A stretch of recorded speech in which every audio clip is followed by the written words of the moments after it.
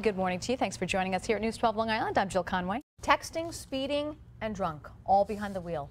Those are the allegations against this woman. I'm Drew Scott. And I'm Jill Conway. A vase left to honor the departed loved one disappeared from St. Charles Cemetery, and it's the second time it's happened in the last 2 months. The heavy winds also wreaked havoc across the island, downing hundreds of trees and littering the streets and yards with debris. A painful new painkiller has addiction experts worried about a potential wave of abuse. A key approval for Nassau County's controversial budget. NYFA, the state's financial watchdog agency, has approved the 2012 budget and multi-year spending plan. Let's go now to meteorologist Rich Hoffman with an update on this wild weather this morning. Rich. Well, if you want a bike for Christmas but don't think Santa will deliver, don't worry. News 12 Long Island's Elizabeth Hassaken shows us how you can get a bike for free in today's Go Green with 12. Here's another dog. Kanya's looking for a home.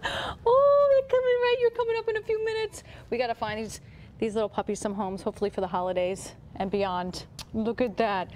All right, but first, we do have the news of the day. Do winter gloves get in the way when you text or surf the web on your smartphone? We'll have a high-tech solution in the download up next. We are taking you to a live update by President Barack Obama on the latest developments in the payroll tax cut debate. Let's listen in. Singer George Michael will be able to celebrate Christmas at home in London. Here's your entertainment news now. The former frontman for the pop group Wham was reportedly released from a hospital in Vienna today. Michael was hospitalized last month because of severe pneumonia. The Kardashians are denying claims that they use child slave labor to make some of their merchandise, according to TMZ. The human rights group says it is investigating claims that Chinese workers as young as 16 work in their factories. The Reality family says it's not true, insisting they have people who are constantly patrolling for any possible violations. Well, White Castle may soon have beer and wine on the menu. The fast food chain is testing the move at one shop in Indiana. Customers in Lafayette can now buy a domestic brew for $3 or a glass of wine for $4.50. If this test is successful, alcohol could eventually be available at other locations. And this morning, we'll be getting an update on jobless claims. We'll also get a snapshot of the economy from the Commerce Department. Let's take a look at the numbers now. The Dow added 4 points yesterday to close at 12,107. The Nasdaq lost 25 points to finish at 2577. S&P 500 gained 2 points to close at 1243. And this morning, Japan's Nikkei dropped 64 points to finish at 8395.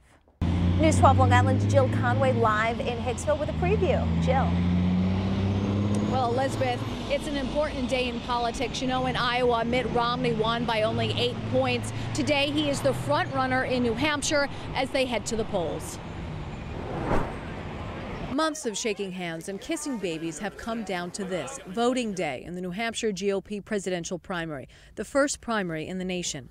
Mitt Romney is the favorite to win here, but by how much is anyone's guess. His team says New Hampshire is a must-win after pulling off a slim victory in the Iowa caucuses last week. John Huntsman has jumped in the polls here recently after devoting so much of his time. Rick Santorum, Newt Gingrich, Ron Paul, all hoping to gain momentum. Rick Perry, so low in the polls here, isn't even showing up today. Political strategist Larry Levy believes this is a shoo-in for Romney. Romney almost certainly will win New Hampshire. If he doesn't, it'll surprise everybody. The reason for that is simple, he says. This is Romney's neck of the woods. A former governor of neighboring Massachusetts, Romney owns a vacation home here, too. Levy thinks Romney could make political history tonight. If he wins New Hampshire, he becomes the only Republican who has ever won Iowa and New Hampshire. And that's a lot of momentum moving into South Carolina. Now, South Carolina's primary is January 21st. Republican voters say their main goal is simple here: get the strongest candidate who could beat Obama in November. In Hicksville, I'm Jill Conway, News 12 Long Island. Doug.